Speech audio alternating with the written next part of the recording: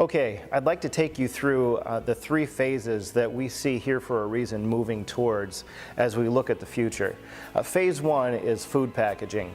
Now, we live in a region of the country that is at high risk for food insecurity. In fact, back in 2013, when we began food packaging events, when we began doing these, the population of the Scranton School District was at 67% risk for food insecurity.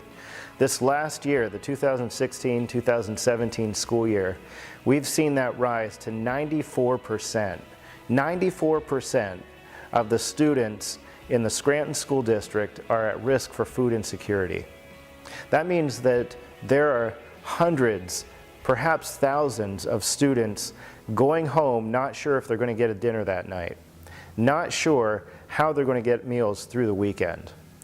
That's a consistent need that is just continuing to rise. It's going in the wrong direction. And we want to bring it down. We want to be able to provide meals for kids, for families, and that's what our food packaging events are all about. We want to package 15,000 meals at every event. And if we can do that twice a year, fantastic. If we can do it more than twice a year, then we're excited to do it. Right now, October 21st, 2017, we're going to do our first food packaging event as a Here for a Reason event, and that will be for 15,000 meals. The goal then in phase one is to do at least 2 a year and just keep those going in a spring and a fall.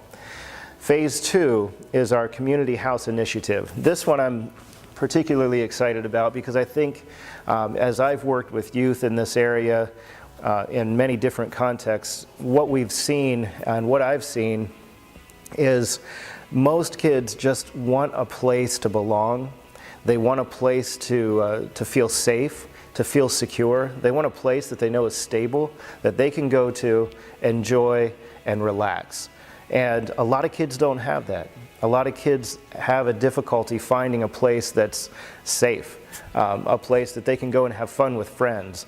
In fact, a majority of the time when I talk to kids who have come out of a drug culture, what they tell me is they didn't start off that way. They started off bored. They started off on the street. They started off hanging out with friends and not knowing what to do, and somebody brought some drugs and they realized that, well, we could do this.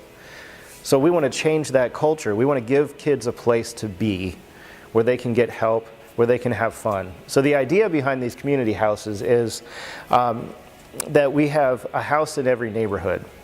We have a place where kids can walk to, primarily looking at middle school, high school age. We want the bottom floors to be a place where they can come in, enjoy games, enjoy some fun, just have a place to hang out. It's supervised. There'll be a director and several volunteers at each house. And then we want the second floor to be a place where they can get help with homework. It's just a quiet place to study. There'll be internet access if they need to do research. This will be a place where if kids, as they get older, they want to fill out job applications and they may need some help filling those out, we can do that. We can help them with this. If they look at college, we can help walk them through SAT prep. We can help walk them through college preparation, filling out applications. All of this is encompassed in this community house, which will become known in the community as a safe place for middle school and high schoolers to be. The third phase we see is we call it the community assimilation program. This we look at more adults, those people who are out of school or just getting out of school or maybe have dropped out of school. We're looking at primarily people who feel like they are stuck in a cycle, whether that's a cycle of poverty or a cycle of crime, whatever it may be. We want to help those who are interested to get out of that cycle of poverty, out of the cycle of crime. We want them to be able to move forward in their life and not continue to just keep going around. So in this initiative, we look at rides to work, a ride to work program. We look at job placement. We look at financial planning, helping people with financial management. We look at prison reentry programs, things like that that help people who say, I feel stuck here and I really want to be over here. So how can we help bridge that gap? So that's what the community assimilation program is. And those are the three phases we see moving forward, and we're really excited about all three of them.